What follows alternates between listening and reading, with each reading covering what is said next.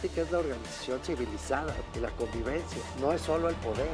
Hemos confundido poder político con política, y la política es una palabra noble cuando la entendemos bien. Así que si confiamos en nosotros mismos, somos capaces de organizar, de comunicarnos, de dotarnos de confianza mutua, entonces podemos confiar en la política. Si se la dejas todo a los profesionales, las cosas cambian. Ya no puedes confiar lo mismo porque obviamente están buscando más poder.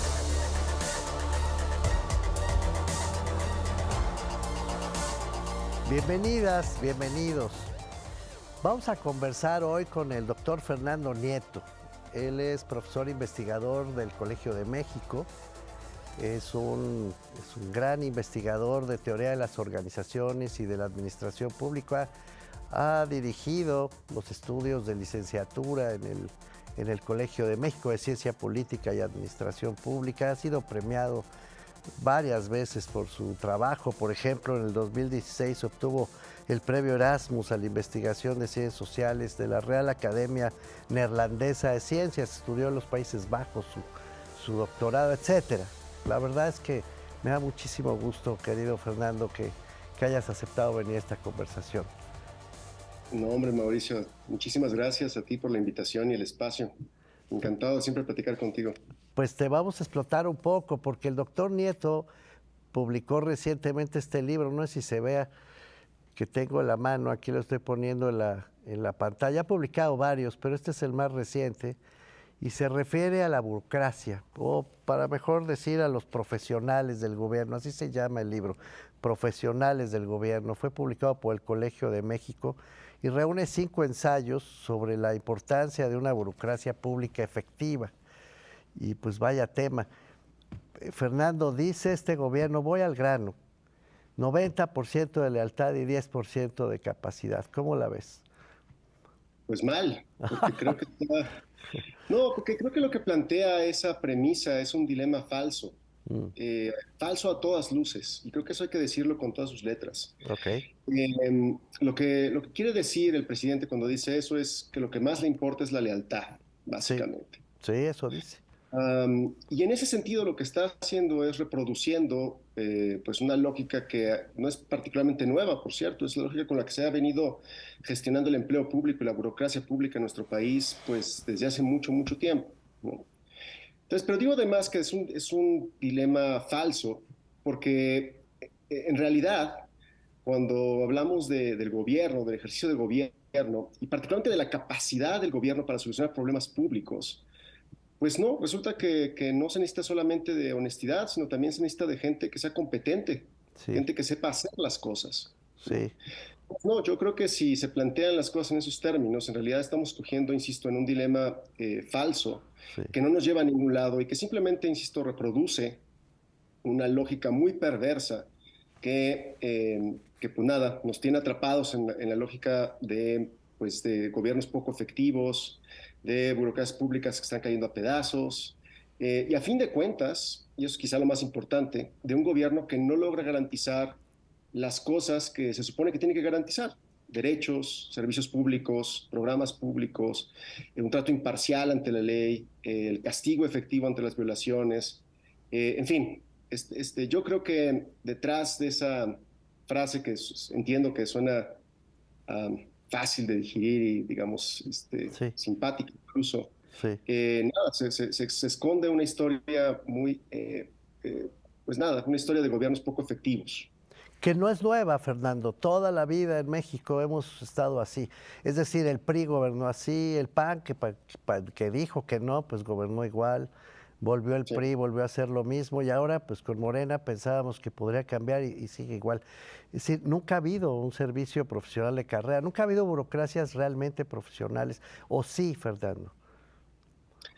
Pues mira, a ver, no, yo creo que en general, digamos, deja de partir mi respuesta en dos partes. Por La primera favor. es que en términos generales, no, hasta el día de hoy, México, uno de los grandes pendientes del Estado mexicano es tener un servicio profesional, un servicio civil, competente, independiente, bien formado, que le dé estabilidad al empleo público, que le dé garantía a las personas de que el gobierno puede realizar su tarea y lo puede hacer de manera competente. No, eso no lo tenemos hasta el día de hoy.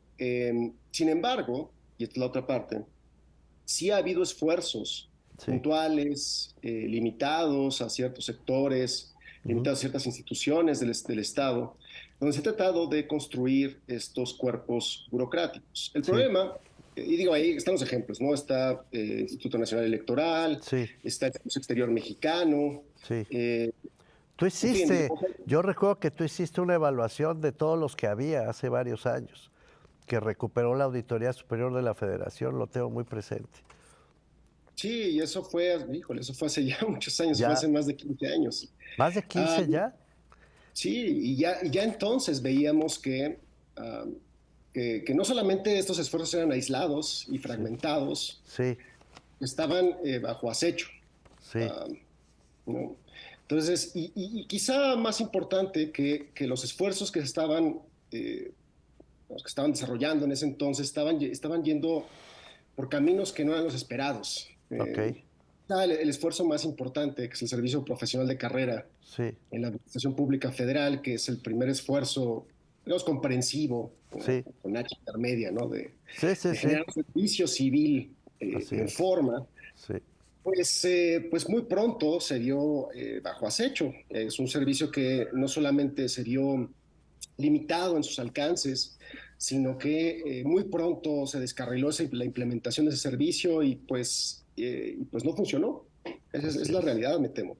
sí, Entonces, pues no tenemos, insisto, no tenemos estos servicios civiles, no hemos logrado hacer esto, no hemos llegado al punto en que otros países han logrado, otras democracias han logrado estos servicios que garantizan estabilidad en el empleo, que garantizan que el gobierno hace las cosas. sí, Y estamos más bien en esta lógica de que tenemos estas pequeñas islas de profesionalización por aquí y por allá, que sin embargo, pues cada vez son menos, cada vez son más escasas y bueno, pues por ejemplo, como demuestra el caso del Instituto Nacional Electoral, sí. eh, pues están bajo la mira del actual régimen. Qué paradoja. No tengo que hacer un corte acá, Fernando, pero te ruego que cuando volvamos, pues hablemos de eso, porque la mecánica por la que no funcionan los mecanismos de profesionalización es porque capturan, reparten políticamente los puestos.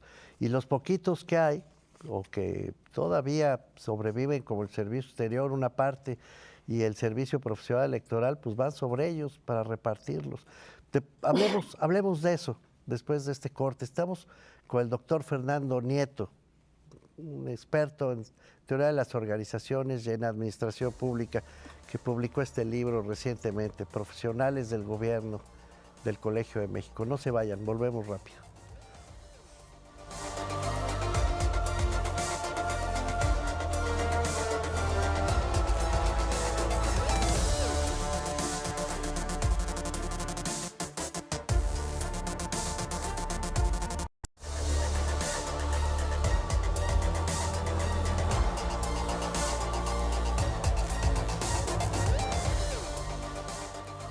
Estamos de vuelta con el doctor Fernando Nieto, quien ha hecho una publicación reciente hablando de la necesidad de profesionalizar la burocracia, pero también discutiendo en este libro Profesionales del Gobierno, pues todo lo que eso significa. Fernando, la administración pública ha sido territorio de captura, un botín, un sistema de botín. Han repartido puestos a los cuates, a los amigos, a los cercanos y hasta a los parientes. Y pues se la han adueñado los distintos partidos políticos que han gobernado México. ¿Hay salida de esa trampa? A ver, antes de responder eso, Mauricio, quizá vale la pena explicar por qué ha permanecido la Te lo lógica de la ruego. captura. Adelante, por favor. A ver, el sistema de botín se llama como tal porque supone que los puestos públicos y los poderes y los recursos que estos puestos incluyen son un botín que se reserva para quienes pueden lograr el control político. Ujú. Y en ese sentido, la lógica del sistema de botín pues, fue muy útil durante mucho tiempo en nuestro país porque permitía eso, permitía hacerse del control de la burocracia pública, hacerse del control de los recursos y por lo tanto a partir de eso dirigir la implementación de programas, de hacerse, digamos, de esos espacios. Sí, Eh, Y esto fue muy, digamos, tiene una lógica detrás pues, de control, ¿no? El problema es que esa lógica no permite generar cuerpos que, digamos, permitan lograr mejores capacidades para solucionar problemas. Porque esa no es la lógica del sistema de botín. La lógica del sistema de botín es controlar, es ejercer control. La lógica del sistema de servicio civil, que sería algo así como la antítesis de este sistema de botín, tiene que ver con transformar la lealtad hacia los individuos a una lógica de lealtad hacia las instituciones, hacia el Estado, hacia lograr que la burocracia haga cosas como mandatos jurídicos, Lo que que tienen que logre hacer, llevar a... bueno, lo que tienen que hacer, para eso se les paga, ¿no? No lo que diga el jefe, sino lo que tienen que hacer por ley. Exacto. Sí. Entonces, eso, digamos, para poner un poco como el tema. Es decir, en ese sentido, la alternativa, ¿no?, al modelo que ha permanecido actualmente, el modelo actual de burocracia pública, radica en el fortalecimiento y la profesionalización de nuestras burocracias. Dice, perdón que te interrumpa, Fernando, pero el clasicazo Max Weber, el gran clásico, decía que había dos palabras clave, ¿no es cierto? Nombramiento e instrucción. El nombramiento supone que alguien debe cumplir una misión, se le nombra, es decir, deja de ser Fernando Nieto para convertirse en el director general de instituciones académicas valiosas de este país, yo qué sé, pero deja de ser la persona para convertirse en el cargo, ocupar, incluso la figura ocupar es muy emblemática. Y por otro lado, debe cumplir instrucciones, pero que están en la ley, no obedecer al jefe, Fernando. Exacto. A ver, Max Weber, ya que lo mencionas, Sí, Max Weber ve en la burocracia un aparato de ejecución que tiene un atributo que es particularmente importante. sí, Y es que es un aparato que hace lo que tiene que hacer, es decir, es predecible. sí, sí, Y en ese sentido es importante subrayar que la lógica del Estado de Derecho, por ejemplo, sí, tiene su correlato organizacional en la burocracia. sí, Es decir, tú tienes un mandato, tienes unas reglas del juego, ¿no? Y eso se correlaciona con una forma de organización que obedece reglas, sí, independientemente de quién ocupe esos puestos, sí, de cuáles sean sus filias o fobias políticas, ¿no? de acuerdo. Sino que nos permite garantizar que esas personas, perdón, esas organizaciones hacen cosas para las cuales Predecibles. se supone que tienen que hacer, ¿no? Es Sí, sí, decir, sí, se vuelven predecibles. Y ese sí, es el valor que veía fundamentalmente Max Weber en la burocracia, sí, ¿no? sí, Um, y por eso, y por esto no es accidente, por cierto, no es accidente que históricamente la noción moderna de democracia haya evolucionado junto con la noción moderna de burocracia. Y en ese sentido, sí, para que Ah, la no, burocracia, para que la interesante. democracia funcione, Sí, necesitamos de burocracias, sí, necesitamos de estos cuerpos que permitan que esa competencia electoral, que esa discusión de ideas y de prioridades, distintas prioridades y visiones sobre el mundo, se traduzca en cosas que nos importan: calles pavimentadas, sí. programas públicos, Bueno, algo jardines, hacen. No etcétera. es que no hagan nada, ¿no?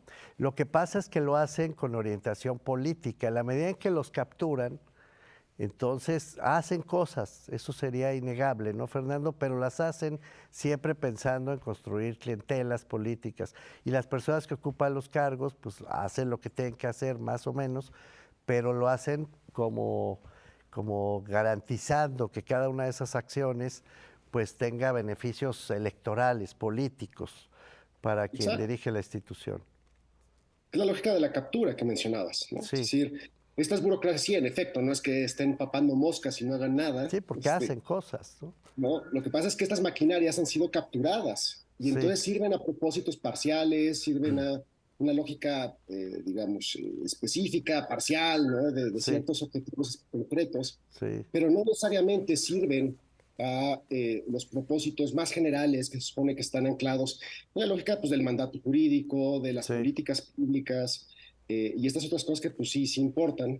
Eh, eh, pero bueno, nada, el problema, mira, creo yo, es que pasar de un modelo a otro, sí, pasar de este modelo de distribución parcial y de captura a un modelo de servicio civil Sí, donde las burocracias sean profesionales y sirvan a los mandatos legales y sirvan al Estado en general, sí, ¿no? Implica pasar de una lógica eh, pues distinta, de pasar a una lógica distinta de distribución del poder, ¿sí? ok, Es ok, un tema político, fundamentalmente. ok. Y en particular, el dilema que enfrentan los reformadores cuando quieren implementar servicios civiles es que tienen que asumir costos muy concretos, en particular ese que tú mencionas, ¿no? Es De decir, renuncia, dejar el... Perdón. de renunciar al pastel, para decirlo rápido. Exacto. Pues De sí. dejar el control sobre los recursos, sobre el poder burocrático, etcétera. Hablemos de esto, Fernando, perdón que te interrumpa, hablemos de esto al regresar de este segundo corte. El tiempo corre, que es horrible, se va muy rápido. Por favor, dame un segundo y hablamos de esto que estás mencionando al volver. Estamos hablando con el doctor Fernando Nieto.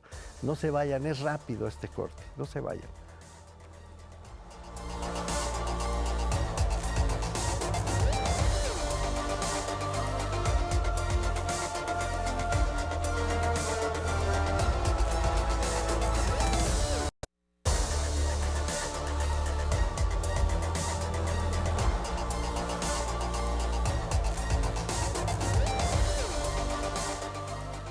Para que ya no capturen los puestos públicos, se los repartan y se queden con todo el pastel, todo el botín, como si fuera un botín, dice el doctor Fernando Nieto, tenemos que modificar la estructura política, la estructura de distribución del poder.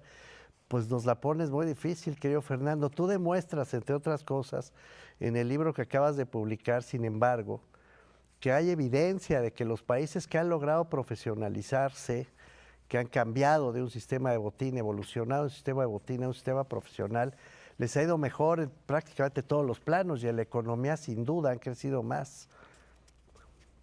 Sí, es correcto. Eh, de hecho, hay varios estudios, ¿no? Y de hecho no es particularmente nuevo el asunto, pero sí, en efecto, hay mucha evidencia de que los países que han logrado construir burocracias más predecibles, más weberianas, ¿no? ¿Sí? ¿Sí? En efecto, generan mejores condiciones para la inversión, generan mejores condiciones para crear organizaciones públicas más probas, menos propensas a la corrupción, para generar políticas públicas más efectivas. Entonces, sí, sí, hay un montón de beneficios esperados. El problema es que estos beneficios están en el largo plazo, Claro, claro. ¿no? Y aquí Eh, se trata de capturar todo rápido, quieren repartirlo. El propio Max Weber decía, ¿no? A menos que haya una crisis gigantesca como la que hubo en los Estados Unidos cuando asesinaron al presidente Garfield, justo porque no repartió los puestos que había prometido. En México se reparten puestos como chocolates, Fernando. Sí, sí, me temo que sí. Pues mira, tú lo puedes ver también en el caso de México, por cierto. Sí, La ley del servicio profesional de carrera que surge en 2003 surge precisamente ante un momento de dislocación sí, del sistema político y de, digamos, una apertura que es inédita y que tiene que ver con la irrupción de la pluralidad política en el Congreso y que permitió, por cierto, de una iniciativa que salió del PRI, fíjate, sí, claro. Algo sabían. surgir este primer esbozo de servicio profesional, ¿no? Sí, El problema es que, pues muy pronto, esta lógica que yo hablo, ¿no? De distribución del poder, pues se impuso, y se impuso por varias razones. De hecho, tú puedes rastrearlo en la trayectoria de implementación de este servicio profesional de carrera, ¿no? Muy pronto se dieron cuenta que, pues cuando uno genera concursos, ¿no? Pues sí, ya no puede poner a quien quiera, claro, que cuando uno tiene que evaluar el desempeño de los servidores públicos, pues si pones a tu tío que no sabe nada de obras públicas, pues lo pueden sacar del empleo y eso pues digamos, se convierte en una amenaza muy real, ¿no? sí. Que si tú puedes separar a servidores públicos ante violaciones flagrantes, responsabilidades administrativas y demás, pues eso también se convierte en una amenaza para tu proyecto político.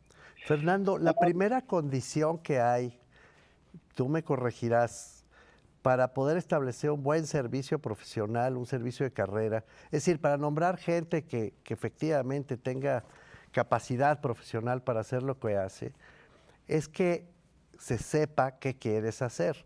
Las instituciones en México a veces pues no saben qué necesitan hacer.